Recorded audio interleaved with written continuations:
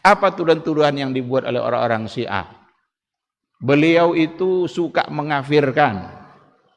Dituduh suka mengafirkan. Beliau itu haus darah.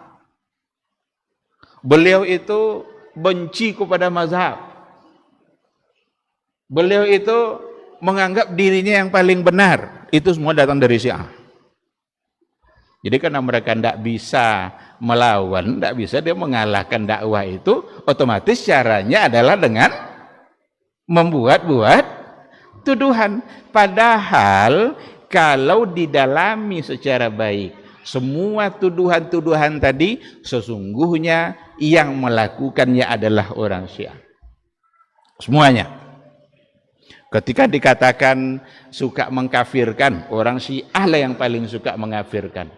Jangankan kita-kita nih, sahabat saja kafir bagi mereka, apalagi kita. Dan Syekh Muhammad bin Al-Wahhab tidak pernah suka mengkafirkan itu. Dia jawab sendiri dalam bukunya.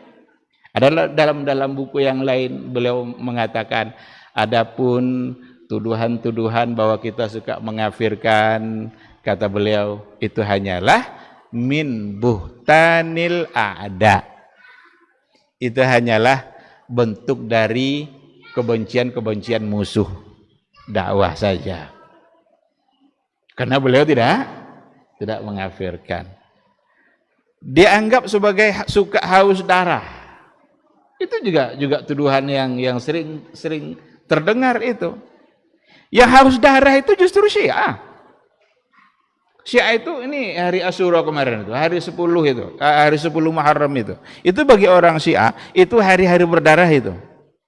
Pukul-pukulnya badannya sendiri sampai berdarah-darah. Ada bayi yang digendong oleh ayahnya sendiri, ayahnya memukul-mukul kepala bayinya, bayinya menangis-nangis, berdarah-darah kepalanya. Ini agama apa ini?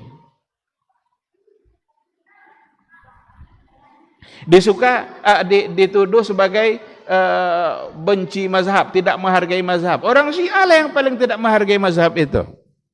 Karena bagi Syiah mazhab itu yang benar hanya mazhab Syiah. Tapi ajakan-ajakan kepada Al-Quran dan Sunnah justru menghargai semua mazhab. Syekh Muhammad bin Abdul Wahhab dalam dakwahnya sangat menghargai mazhab. Karena itu bukan dakwah baru, bukan ajakan baru. Itu ajakan yang sudah ada sekian ratus tahun sebelumnya. Apa bukti menghargai semua mazhab? Kita bisa menerima dari mazhab mana saja, asalkan memang itu yang berada pada dalil yang sahih.